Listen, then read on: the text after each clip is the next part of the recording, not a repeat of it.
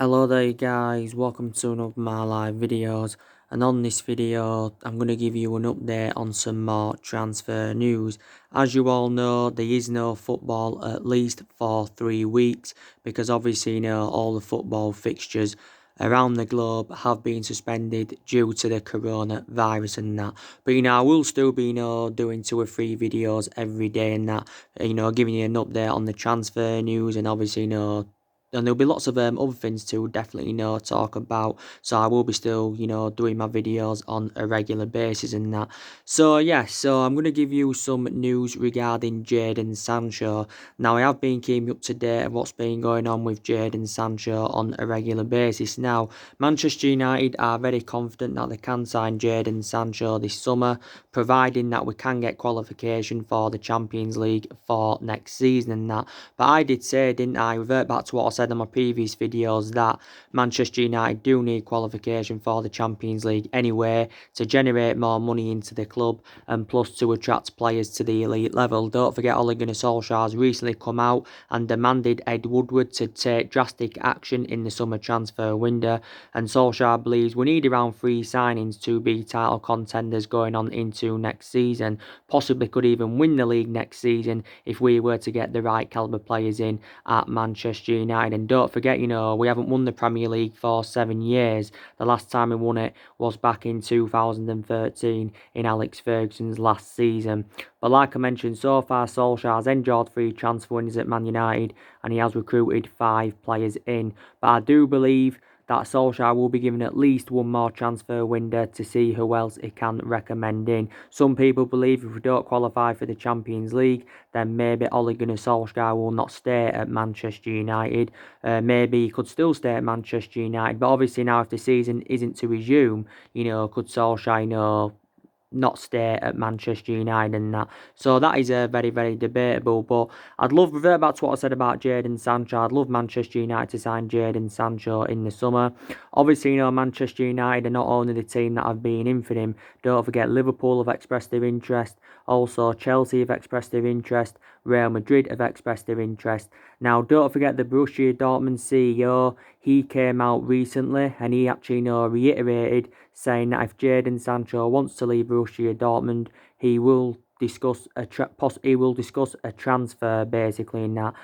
Sky in Germany did report out, I think it was last month, saying that Jadon Sancho did reveal that he wanted to leave Borussia Dortmund at the end of the season. Now, obviously, Jadon Sancho now is into his 3rd season at Borussia Dortmund. He's in his 3rd season, and to be fair, he has been dropped in a lot of games this season for Borussia Dortmund. I think in total he's made around 89 or 90 appearances for Dortmund and scored around 30 odd goals. To be fair, he has been involved in a lot of goals this season, but I think definitely in his 2 previous seasons with Dortmund, he has done really, really well, and he has still got a contract with Borussia Dortmund until 2022. Now, obviously, we do know that, we've got to make Jadon Sancho a record signing in the Premier League if we are to get him in the summer. And also, too, we've got to make him our most expensive signing because Sancho is going to cost us in the excess of around £100 million because Borussia Dortmund have quoted out that they want at least £100 million for Jadon Sancho. Maybe he could even cost us £120 million. Reports were coming out the other week saying we was willing to offer him around £200,000 a week contract. So he wouldn't only be our most expensive signing, he'd be one of our highest paid players. Our most expensive signing at the moment is Paul Pogba, who of course Manchester United paid £89 million for. But Duncan Castle's come out with a narrative regarding Jadon Sancho quite a few weeks ago now, and he actually said Manchester United have emerged as the favourites to sign him and that. But I do believe from my own perception he will complement our attacking line fantastically well, and I think Solskjaer is keen on recommending the right winner in. Jadon Sancho would go well alongside the likes of Rashford, Martial, James, Bruno Fernandes. He'd complement them fantastically well in that. And don't forget, it's also beneficial because Jadon Sancho has played in the Premier League before. Don't forget, he did serve 2 years at Manchester City. Never really got any first team opportunities at Man City, and this is the main explanation why I left Manchester City to join Borussia Dortmund. So he's played in Manchester before as well, so this is maybe one of the main explanations why his preference is a move to Manchester United, because he did come out the other week saying that, he wants to come to Manchester United, does Jadon Sancho. Now, obviously, Borussia Dortmund know how much of an imperative player he is, but Borussia Dortmund will look at it from a financial point of view, and they'll go, look, we only got him for £7 or £8 million from City. If we sell him for £100 million, we're going to make around a £92 or a £93 million profit. But yeah, and also Jadon Sancho would fit our transfer strategy perfectly, because Solskjaer did reveal he still wants to continue the policy of recruiting young players into Manchester United. And as it stands at the moment, we have got a lot of young players in the squad that are developing and trying to improve. Obviously, we've got quite a few young players in there for seasons in the senior squad. This is Mason Greenwood's first season in the senior squad. Brandon Williams' his first season in the senior squad. I think Garner's in his first season in the senior squad, played a couple of times this season. Chong only made his senior debut last season. Tuanzebe, he's another one. So we have got a lot of young players, and Solskjaer did say it's a privilege to manage such a young squad. But yeah, and Jadon Sancho's, what is he now, 20 years of age, Jadon Sancho, if I'm right. But hopefully, Manchester United can get him on the board, and I think he's our number one priority target for the summer and that. You can occasionally play him centrally, but he's more of a right winger, that's where you see the best out of Jadon Sancho. So yeah. Obviously, let's give you some news now regarding Jack Grealish, because Jack Grealish is also our number one priority target for the summer. I think he's set to cost us in the excess of around £70 million, is Jack Grealish. Don't forget, there was reports coming out the other day saying that Manchester United were prepared to spend up to £70 million on Jack Grealish, but we are reluctant to spend any more on Jack Grealish. But like I mentioned, he's our number one priority target for the summer. We are actually seeing him as an adequate replacement for Pogba, but actually, Paul Pogba now could be staying at the football club. Now, obviously, the Euros are now not going to go ahead. I can't see the Euros going ahead this year. I think the Euros will be going ahead in the summer of 2021. I don't think it's been confirmed that they've been cancelled, but more than likely the Euros will be cancelled, because it did say before, obviously, the games and that were suspended, that Jack Grealish was going to make his England debut for the Euros. But obviously, now that is not going to happen. But we want to get a deal over the line for Jack Grealish as soon as possible, because if Aston Villa were to avoid relegation, then he'd probably cost us around £70 million. But if Villa were to go down, then he probably wouldn't cost us as much as £70 million would Jack Grealish and that. Up until this point, Jack Grealish has spent the entirety of his career with Aston Villa. I think he did have a loan spell with Notts County. Also did get confirmed that there isn't a buyout clause inserted for in Jack Grealish's contract. He's got around 3 years left on his contract, by the way, as Jack Grealish. So he's under contract with Aston Villa until 2023 is the player in that, and he's only the age of 24. He's predominantly an attacking midfielder, but he can occasionally play Jack Grealish as a winner. Revert back to the summer of 2018. Tottenham were very, very close to getting him, but they didn't get him. Obviously, recently Madrid and Man City have also expressed their interest in the player. So yeah, Jack Grealish is another player on our agenda, so hopefully we can try and get him in the summer. But if Paul Pogba wants to stay, then maybe, we'll drop our interest in Jack Grealish. So yeah, I want to also give you some news now regarding Harry Kane from Tottenham. I have been keeping up to date of what's been going on with Harry Kane recently, because there has been a lot of narratives in the mainstream media saying that Harry Kane could leave Tottenham this summer. So it's saying he could leave Tottenham this summer, because I don't think he feels satisfied now at Tottenham. Obviously, Harry Kane has been at Tottenham for several years. He's been in their senior squad since 2011, and Harry Kane has not won anything in terms of silverware so far during his Tottenham career.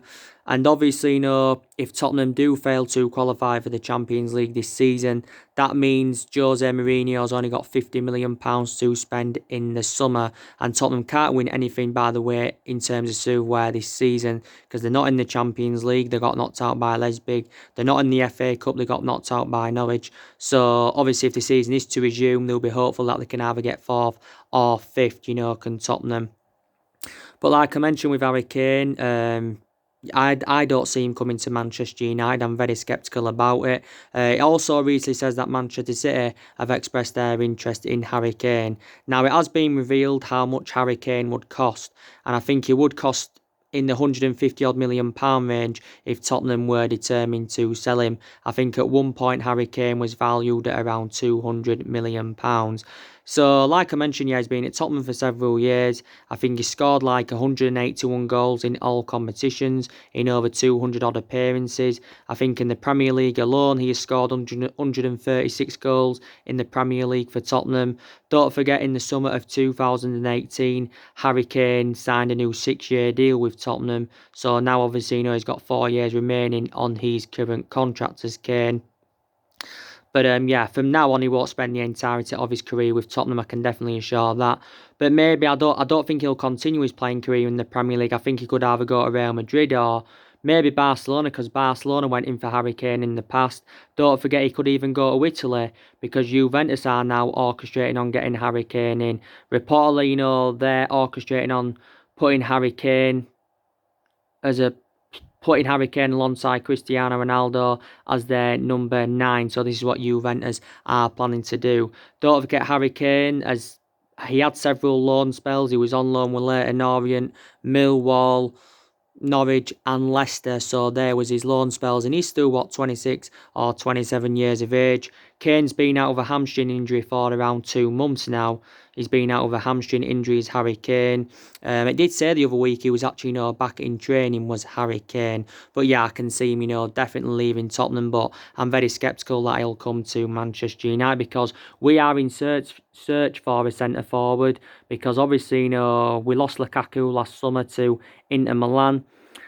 And I think we'll regret the decision now, letting Lukaku go, because Lukaku endured 2 years at Manchester United. Now, Lukaku was exceptional in his first season, but he didn't really replicate that in his second season, did Lukaku? Did he? Didn't really replicate that in his second season. But in the end, we had to let Lukaku go, because he initially lost his place in the team. But in his 2 years at Man United, he scored 42 goals in 96 games in all competitions. Of course, we paid 75 million for him from Everton. There was 15 million in add-ons, so that did rise it to 90 mil with the add-ons included. But yeah, so I don't think we should have got rid of him. Now he's doing really, really well at Inter Milan, is Romelu Lukaku. And obviously, looking at it from a financial point of view, though, we did generate a lot of money for his departure. Obviously, we got we basically more or less recoup the money that we did pay for him from Everton back in 2017, because, we got 70 odd million pounds for him. Obviously, Sanchez is out on loan with Inter Milan, but obviously, we're looking now for a permanent buyer for him. So yeah, I think we need at least one centre forward, maybe even two. But obviously, you've got Odion Ighalo now that's hitting the ground running, to be fair. But even though Odion Ighalo's still hitting the ground running, I think we still need another centre forward. But he's hitting the ground running. Is Odion Ighalo. He's a different type of centre forward. He is the vocal point. And like I mentioned, he is a good cover up to Marcus Rashford, is Odion Ighalo. So I've been very, very impressed with him. And like I said, Solskjaer's recently made an admission saying that he could decide to make Odion Ighalo's transfer permanent in the summer. Because obviously, he's confounded his critics wrong, because everyone was saying, it was a panic buying by Manchester United, but he's been a Manchester United fan since he was a boy, and we've got him on a 6-month loan at the moment, and Man United are paying like a third of his wages, but he's doing really, really well. Scored a really, really good goal against Lask. He scored 2 goals in the FA Cup against Derby, and he scored, of course, in the last round of the Europa League when we did beat Club Brugge by 5-0. So he has been very, very good as Odion Ighalo. But imagine Harry Kane alongside Odion Ighalo in our attacking line. That would be absolutely fantastic, definitely. But, we've got quite a few attacking players, haven't we? Obviously, we've got Rashford. Like I said to you earlier, Ronnie's expected to return in the next 3 weeks. Obviously, Marcus Rashford has been out with a back injury. Solskjaer did make a mistake by ever playing him against Wolves. If he hadn't played him in that FA Cup game against Wolves, then probably this injury wouldn't have occurred. But he's been one of our best players this season, obviously before he got injured. But, up until this point, Rashford has spent the entirety of his career with Manchester United. He's been a United player since the age of 7, and he's been in the senior squad since 2016, and since then he has become an integral part of the team. I know he's had some bad spells as a Man United player, and he's obviously, there's been games where he hasn't played to his best, but still a very, very good player. And for me, still a long-term solution for Manchester United. He's on 60 odd goals, 60 odd senior goals in over 200 appearances for Manchester United, definitely in that.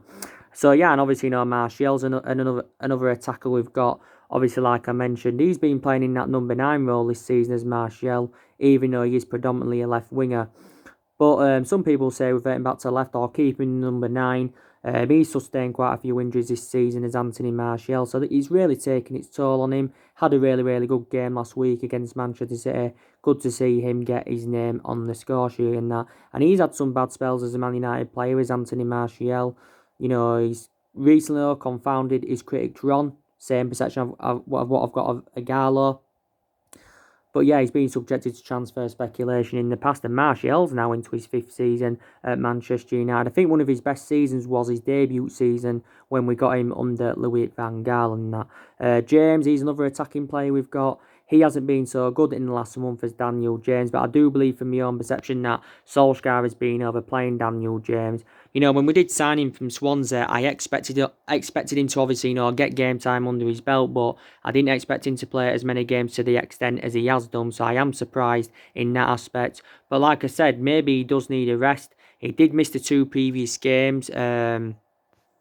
I think it was the 2 previous games. Didn't he miss Everton, and he missed another match as well due to injury, because he was injured, was Daniel James and that. But yeah, Solskjaer has definitely not been overplaying him. But he did well at the start of the season, and it was good to see him end his goal drought against Lask. That was his first goal for Man United since the 31st of August. We've got Greenwood, that's an attacking player.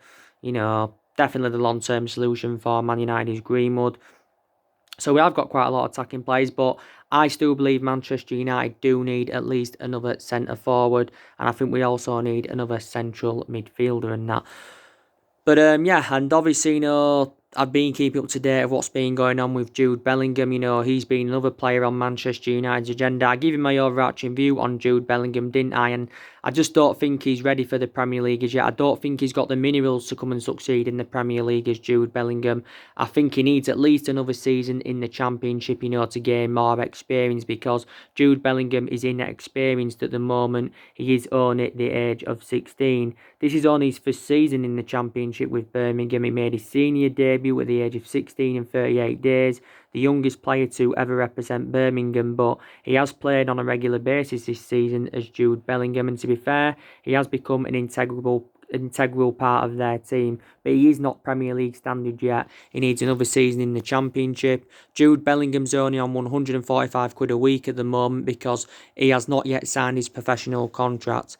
I think he will be signing his professional contract in the summer. Obviously, on Monday of this week, a lot of speculation was fueled up because don't forget Jude Bellingham had visited our Carrington training ground to hold obviously negotiations with Sir Alex Ferguson.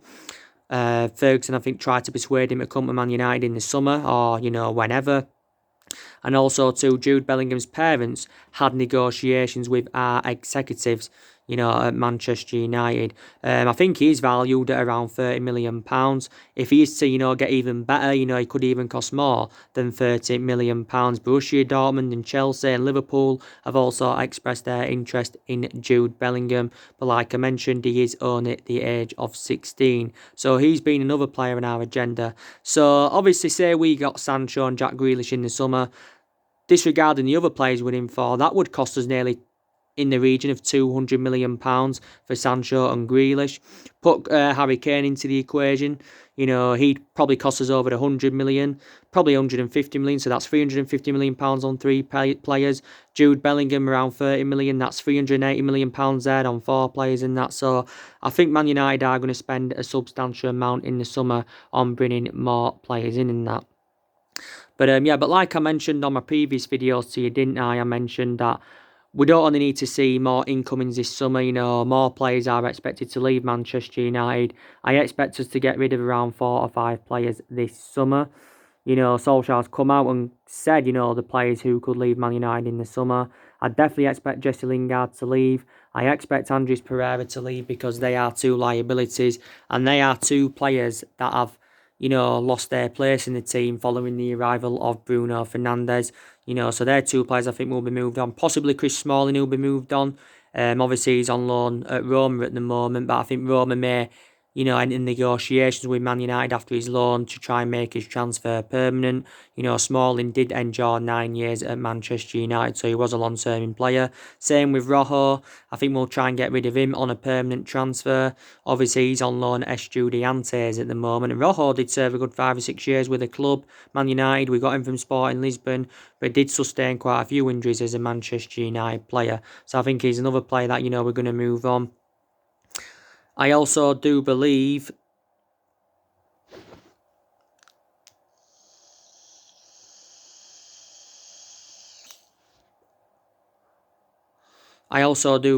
that Sanchez will definitely be moved on. We'll get rid of him on a permanent transfer. Obviously, there's been a lot of talks about David De Gea leaving the football club because, like he updated you the other day, it did say Real Madrid were planning to put around the £70 million bidding for David De Gea this summer. Obviously, Real Madrid have been relentlessly linked with David De Gea anywhere. Obviously, Real Madrid, don't forget, 5 years ago were close to getting him on deadline day, but due to fax machine, the deal never materialised. But if De Gea was to leave Man United anyway, I think he would make a return to Spain because don't forget, he began his career in Spain with Atletico Madrid.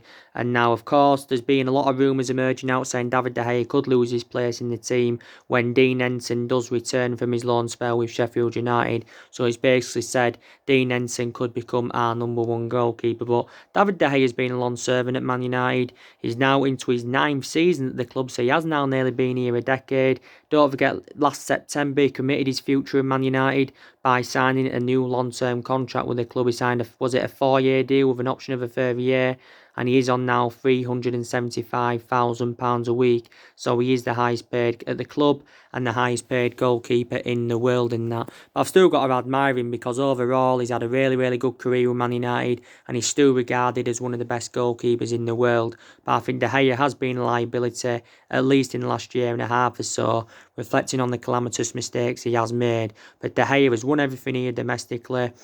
He's won everything here domestically.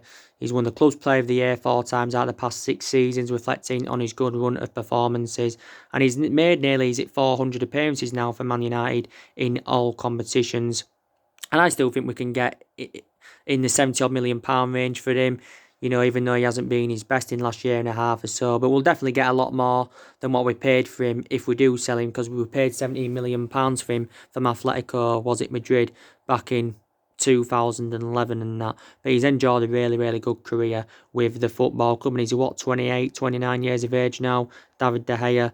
But there's been a lot of rumours saying Dean Henson could become our number one keeper. I think Man United will possibly move Phil Jones on in the summer because he's not even getting in the team now. So I think he's another player that Manchester United will move on. And Jones has been here since the Alex Ferguson era. But a lot of players have left since Solskjaer's arrival. Around 9 senior players have left since Ole Gunnar Solskjaer's arrival and that. But, I am a happy Manchester United fan. Very, very happy Man United fan, because we've been in a good vein of form recently. We are unbeaten in our last 11 games in all competitions. Like I mentioned, we've won 8 of them. In this 11-game unbeaten run, we've won 8. We've drawn 3. We've scored 29 goals.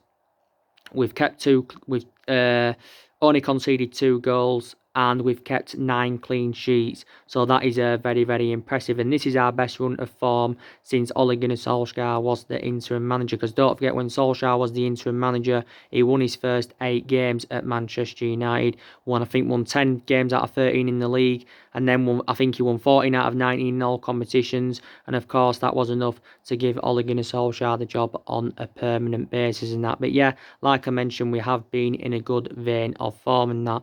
And like I said, Man United can definitely get that top 4 this season. We are only 3 points behind top 4. But like I mentioned before, if the season wasn't to resume after the 3rd of April or the 4th of April or whatever, would Manchester United get qualification for the Champions League? Because, we are 5th in the Premier League and that is a Champions League spot, reflecting on Manchester City's ban. There's been some reports saying that, there will be no title winners, there will be no teams getting relegated if the season doesn't resume and that. But, I just can't see that happening. That's very, very controversial. I was hearing reports today saying that 22 teams could be in the league next season. 5 teams could be relegated in the EFL. Cup matches could be axed, to get more fixtures in the Premier League or whatever. But that is very, very controversial in that. But does this coronavirus and that, change the context of the league? I do not know. I'll have to delve a bit more into that, but I have been talking with you about that on a regular basis and that. But like I mentioned, Manchester United, especially since Ole Gunnar Solskjaer's come in, and this season we've done really, really well against elite opposition. I think we've registered like 17 points against elite opposition this season. Solskjaer, don't forget, has become the first manager to beat Pep Guardiola 3 times in one season. So we've beaten City 3 times out of the 4 matches we've played them this season. Done the double over them for the first time since the Alex Ferguson era. He's beaten Frank Lampard 3 times as a manager. Obviously, we drew with Liverpool earlier on in the season. He's beaten Tottenham Hotspur twice as a manager. Don't forget he beaten PSG. So against the big six sides, he's done really, really well as Solskjaer. So I have got to credit him for that. But he has deserved a lot of credit recently, Solskjaer. Reflect on how good he's done. His approach to the games recently have been very, very good. He showed a lot of tactical flexibility, which I'm very, very glad to see. But he deserves to be credited when he deserves to be credited. When he deserves to be criticised, I will criticise him. And a lot of United fans, including me this season, have criticised Ole Gunnar Solskjaer and that, because we have enjoyed our worst start to a Premier League season for 30 years. But on the other hand, we can still finish in that top 4. But a lot of teams have been very inconsistent in the Premier League this season and that. And we have got quite a few other priorities. Don't forget the Europa League's a priority for us. We're emerged as one of the favourites to win the Europa League because we are. I think Inter Milan are also emerged as one of the favourites to win it. And it'd be good to win it because it'd get us some silverware on the board. Plus, it'd be another route to Champions League football. And the FA Cup's a priority for us because that's also another chance of getting some silverware on the board. But, it still isn't assured that Solskjaer will be Manchester United manager going on into next season because obviously, there's been a lot of talks earlier on this season of Pochettino becoming Manchester United's next manager because Pochettino did reveal that he does want an immediate return to management and that. But, I think, a lot of aspects of our game have really improved recently. We're creating more chances, we're scoring more goals, our football's looking very expansive, and we're playing as a unit and we are playing as a team, which is very, very good to see. But Man United have had a lot of injuries this season, and reflecting on that, we've had to make a lot of rotation and we've had to make rotation recently with the games that we've played. But since Solskjaer's coming, he has given everybody their chances to express themselves, including the young players. And Solskjaer's now been at Manchester United nearly 15 months. Or is it 15 months or nearly 15 months? I think he's been permanent manager now for a year. But Solskjaer knows if he's given another season at Man United, he will have many expectations, bigger expectations to exceed. Yes, he currently will in that. But like I mentioned, whether his managerial tenure at Man United works out or not, we'll never forget what he's done for the football club. He was a great player for us for 11 years. He flourished under Ferguson's guidance. Did really, really well when he was the interim manager. I also credit him, for the players that he's brought in so far. But yeah, so I still don't think he's a long-term solution for Manchester United. I just don't think he's good enough to the highest level. But on the other hand, looking at it, the longer he stays in the job, he's going to gain more experience as a manager. He's Ole Gunnar Solskjaer.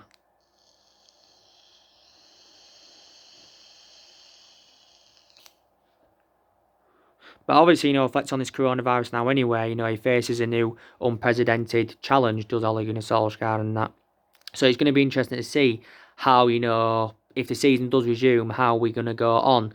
If the season does resume on April the 3rd, it's going to be interesting to definitely seeing that. But yeah, definitely Man United do need more signings in the summer. But, some managers don't settle in straight away. Don't forget Ferguson didn't win out in his first 4 years. But then it was unbelievable what he went and accomplished when he didn't win out in his first 4 years. Jurgen Klopp didn't settle in straight away at Liverpool. So it does take some managers' time and that. But like I mentioned, there hasn't only been problems with the management this season. You know, there's been various problems at the club, and I did say early on the season, didn't I? We need to see a variety of changes at Manchester United. But like I said, you know, Solskjaer's record hasn't only been disastrous at Man United, it was disastrous prior to this 11-game unbeaten run. His record was Solskjaer's, but also his record was disastrous at Cardiff. He got sacked from Cardiff because he ended up getting Cardiff relegated, don't forget. So let's just put that into the equation. But a lot of our players are still determined to back him, so we will see what happens. Pogba, I think, is going to be staying, which is very, very good news. Tomway's done well since he's come back. Fred's really, really rejuvenated himself. I've also been very impressed with Luke Shaw, so I've got to give him a lot of credit in that. But we have got a really, really good squad. We've got a lot of good players, you know, because we've invested a lot of money into the club, you know, in all the managerial areas since the Ferguson era, and that we've recruited a lot of players since the Ferguson era. But like I mentioned, Bruno Fernandes, he's making the difference in the team. He's definitely making the difference in the team, and that he's enjoyed a fantastic start to his Man United career. And yeah, and Pogba alongside him in our midfield, I think, you know, they're blending together well. I honestly do believe that. So anyway, guys, drop your comments, likes below on the channel. If you do, consider subscribe as always, and take care. God bless. See you all again very, very soon. Thanks for watching, guys.